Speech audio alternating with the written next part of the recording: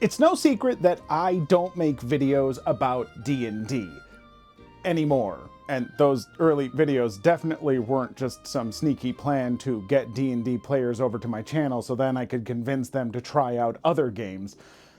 I wouldn't do that.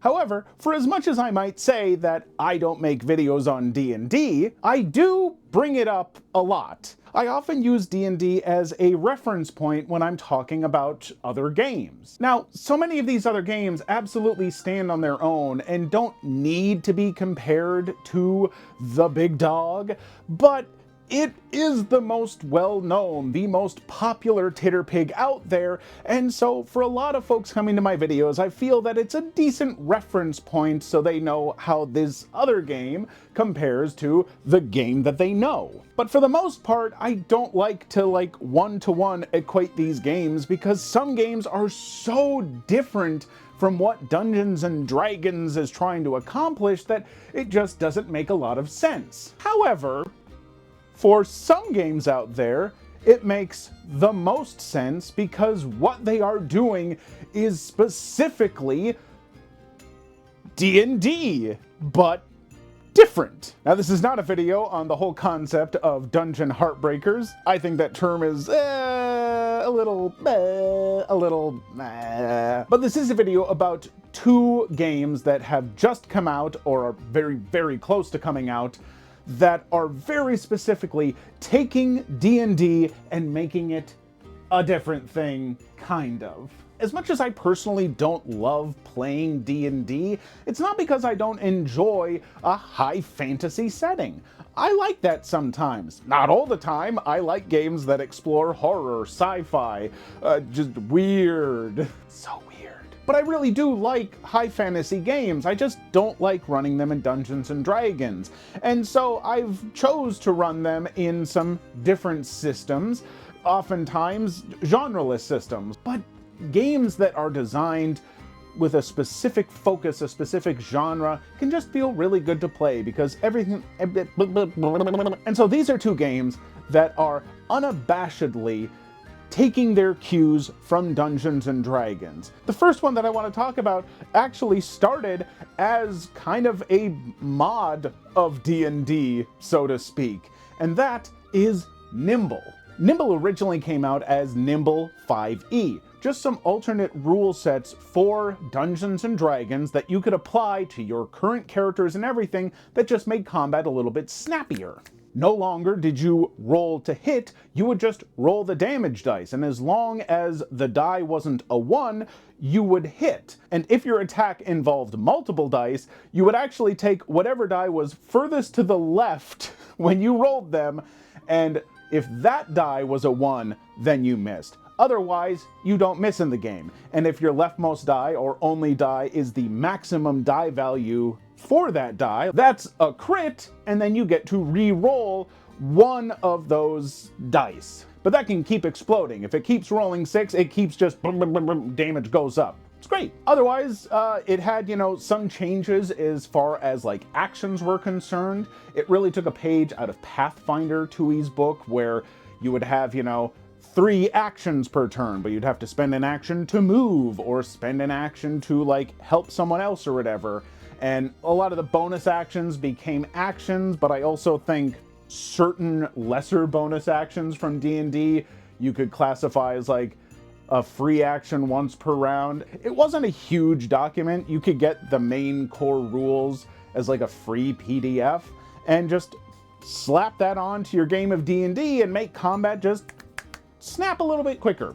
But coming out extremely soon, or maybe out by the time I finish this video, is Nimble 2e.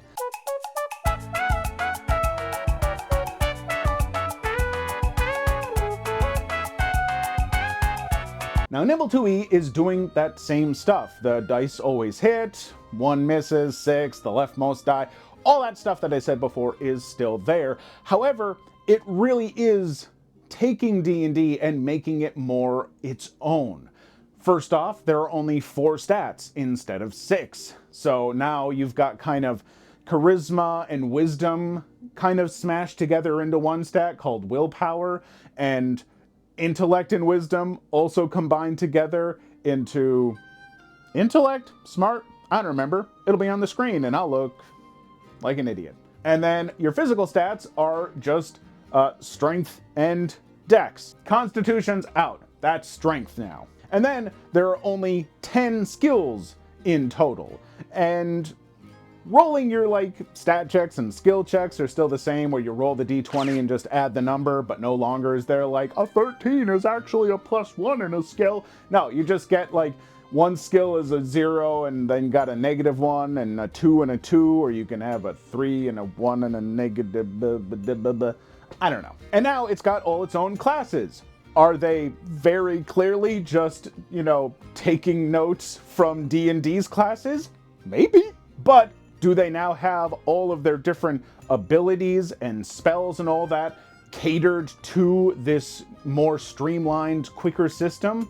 Yes. It really does feel more like its own system now. It flows nice and quick, but also with like the 3 actions, it feels a little more tactical in kind of a pared down way. D&D's tactical, I get it, but this is tactical in just a simpler, more focused way. One thing I didn't mention about those 3 actions is that they refresh at the end of your turn. Why that's important is because you also use those actions for your reactions. And one of those reactions is defending. Now, instead of having armor class, you have armor. But you get to apply it as like a reduction to the damage you're about to take. So, I mean, enemies don't roll to hit either. So if an enemy hits you for 9 damage, but you have 5 armor, you can use your 1 reaction to reduce that 9 damage by 5, your armor. But you can also only do 1 of each of the 4 reactions once per round. So you have choices to make. You have to decide in the moment. Ooh, am I going to reduce the damage from this attack, or am I going to take it because there might be a bigger attack coming? Or because I would like to have more actions for attacking next turn, so I'll just eat the damage and keep trucking along. You can also do an action called interpose, where if there's an ally within like 2 spaces of you, you take damage for them. So if you're playing as a tank, you now have this built-in way to be the tank and defend, you know, your weaker, squishier allies. You can also do a reaction to help another adventurer, giving them advantage. Advantage just means you roll an extra die and take the higher of the 2. So with damage, if your damage was a d6, you'd roll 2d6 and then get rid of the one that was lower. That's how it works. Disadvantage is the same way, you just take down one of the higher dice. And I know I'm throwing a lot at you and it makes it sound like it's a complicated system. It's not. It's pretty dang smooth. It works at, you know, a nice clip. Combat goes quickly. And the stuff outside of combat too, the abilities you get, they feel just a little juicier, a little more focused, you know? I don't know. I really like it. Of course I like it. I'm making a video about it. Why would I make a video and rant about this and then be like, I don't like this at all? The other thing that Nimble does that I absolutely love, if you lose all of your HP, you gain the dying condition and a wound. Now, the dying condition, you can still take an action, but you only get 1 action per round instead of your 3. And anytime you do an action, you need to roll a strength save DC something, 10, I think. And as long as you make it, you're fine. If you fail that save, you take another wound. And the bad thing about wounds is, for every wound you take, you get a negative on everything you do, basically. So you got 5 wounds, you're taking -5s. That's bad. If you take 6 wounds, you're dead. But this is a great thing, because that means when you hit 0 HP, you also have the ability to just be like, oh, I'm going to take my 1 action and just move away. That one I think doesn't actually cause a check. Like, I think it's only actions you take that require rolling might incur further wounds. But it gives you the choice to be like, oh, I want to get away from the bad combat stuff because I'm so very hurt, ow, ow, my tummy. Or you might go, my allies need me. I'm going to use my 1 action to try and bop this son of a gun. It's also a little bit harsher than D&D in some ways, because you can only heal 1 wound per safe rest. not long rest. You've got short rests, long rests, and safe rests. I don't think they're actually called short and long rests. Maybe they might be different, but that's what I'm going to call them. Look, D&D, we all short rest, long rest, just constantly refreshing. Oh, we fought a spider. I'm going to heal back to full. Like, I like a little bit of, grittiness, a little danger. So, I don't know. I think it's great. Maybe everyone won't. I don't care. Anyway, that's enough about Nimble. It's just D&D, but streamlined, simplified, and all in ways that I really enjoy. I've got to play it a good few times because I backed the Kickstarter and stuff. It's a wonderful time. If you're interested, I'd recommend checking it out. It's worthwhile. And if it's out by now, you should just buy it. It's good. However, the other game that I want to talk about is also very much taking D&D, but putting it into a whole different system. A system that's not completely unlike Blades in the Dark. Oh, I wonder if someone made a video about that kind of recently. Grimwild is an incredible game that has taken the classes from D&D, except for Barbarian, that's Berserker. There's probably a good reason for that I could figure out, and I haven't. It's taken monsters from D&D, but it is putting them in a whole different system. In Grimwild, you've got 4 stats again. 4 is a good number of stats, I think. Depending on your rating in that stat, when you do an action with it, you roll that many d6. And then you take the highest of any of those dice, and a 6 is like a good full success, a 4 or 5 is a messy success, and a 3 or lower is grim. So what that might mean is a full success means you do the thing, a messy success means that, or a messy outcome means that you succeed, but there's some kind of consequence to it. It might be damage, and it might be something narrative, reinforcements, people hear you, the possibilities are endless. And a grim outcome most likely might mean failure. Doesn't have to mean failure, but it does mean you get some bad consequences. More damage, more people hear you, more the third thing I said. It's got the same classes, mostly. It's got abilities that seem kind of familiar to their D&D counterparts, but it also just does so much stuff so different. Did I say stuff? You don't have HP at all. What you do is, oftentimes as consequences, one of your 4 stats might become marked, which means that when you roll with that stat, you're rolling with a thorn. You thought I was going to say a negative to the number of dice, but I didn't because thorns are cooler. In Grimwild, when you have a negative like that, or when a challenge is particularly difficult, I was going to say challenging, it may have thorns. What thorns are D8s that, I don't know, you could roll, the DM could roll, who cares? And if one of those dice comes up as a 7 or an 8, it reduces your success level. So if you had a perfect success, well, now it's messy.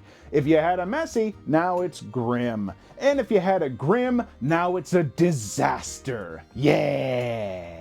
Oh, by the way, you can also crit if you have 2 or more 6s in a roll. So that's better than perfect, like me. Any roll should never have more than 2 thorns. So if something has more than 2 thorns, if it's 3 or more, then that action should be broken up into steps. So for instance, if you're fighting this gigantic armored knight that's so tough with impenetrable armor, and as the GM you're like, ooh, this would be like 4 thorns, that's too tough.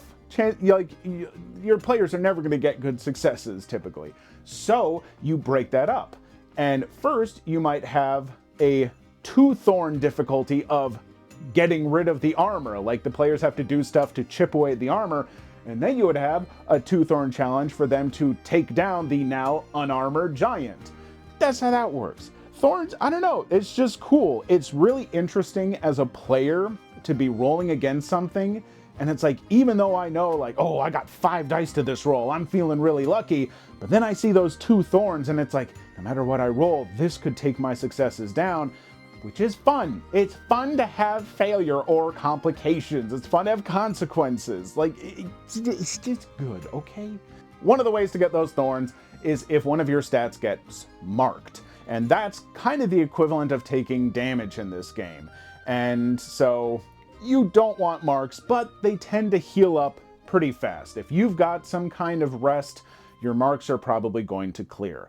Now, if your 2 physical or 2 mental stats are already both marked, or you take a particularly bad consequence from like a grim outcome roll or something, then you might get either bloodied or rattled. Now these are a thorn to a roll you make with any stat, because you have been either severely hurt or really messed up in the noggin. And getting rid of these is difficult because they have a pool.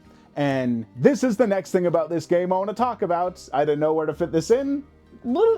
Pools are like the clocks from Blades in the Dark, or all the Forged in the Dark games, or Fabula Ultima, or a bunch of games that are now using clocks because clocks are great. But I might like pools more? To explain pools, we'll go with the bloodied or rattled condition, where when you get it, you get a 4 dice pool. Pools are always d6s, so it's always just labeled as like a d4 pool, or 4d pool, whatever. When you have like a longer time to recuperate, or some kind of healing action is done on you, you would take the 4 dice from that pool and you would roll them, and any of those dice that are 3 or lower are removed from the pool. Once all of the dice are gone, the pool is over. And so, like in this condition with the bloodied one, once that pool is over, you're not bloodied anymore. So you can see how it might take a while and some luck to fully recover from that condition, or you might heal all of it on your very first roll. You also are going to use pools for challenges, enemies, everything in the game, basically. If you're fighting a particularly tough enemy, he might be a 4 dice enemy, and so he's got a 4 dice pool. He might have 2 dice minions. You might have to be like, I don't know, breaking down a door while people are chasing you down, and that door's a 2 dice pool to get through. Stepped on a thing. One concern I've heard is, well, what if you're just really unlucky and the pool keeps not decreasing? That would feel bad. There is one way that does help with that, which is the fact that if you roll a critical when dealing with one of these pools, it automatically removes one of the dice from that pool. So if you're taking on an enemy who's, got a 4D pool to be taken out, and you roll a crit with whatever attack you're doing against them, before they roll that pool, the DM's already taking 1 die out. So there are ways to assure that you're removing dice. But I'll say this, when I played with my friends, one of them had a magic fireball wand that was 4 dice, we'll get into that in a sec, and rolled a crit against a group of cultists that were a 4D pool. With that crit, that automatically reduced it down to a 3 dice pool, and then all 3 of those dice were a 3 or lower, and so one use of this fireball wand took out that whole group of cultists. And they got to narrate what that looked like and everything, and it was just really cool. Now, I did mention that the fireball wand was a 4D wand. With a lot of magical items, if you want to use them, perhaps instead of rolling your stat, you would roll the dice pool with that item. So with that wand, casting it and using that, with the dice when you roll, you would roll the 4 dice from the fire wand, take the highest die, which in this case was a critical success, but one of the dice was also a 1, so that die got removed. As you can imagine, the more times you use this wand and the more dice it loses, the fewer dice you're rolling with it when you're using it, and you'll have to recharge later with however a wand recharges, the light of the morning sun. But it's neat. It makes magical items really, really cool in that regard, because they have this, instead of having like, it has 3 charges per day, it might last you for a long time, or it might wear out on your first bolt. And you might say like, but why isn't the wand consistent? Well, because in the narration you might be like, oh, I'm trying to do fireballs, but they're dodging, and so I'm going out of control and just surging as much fire out of it until it just fizzles out, Like, you don't have to take every action as like the exact same, like 1 action equals 1 swing of the sword. It's not like that. You narrate more. This is a narrative game. The other thing that magical items can do is expand your character's vantage. Vantage is a big thing in this game. Your character's description, that's part of their vantage. Your character's class, part of their vantage. Character's background, part of their vantage. Your character's goals and personality, part of their vantage. So what the heck is vantage? It's what your character is capable of.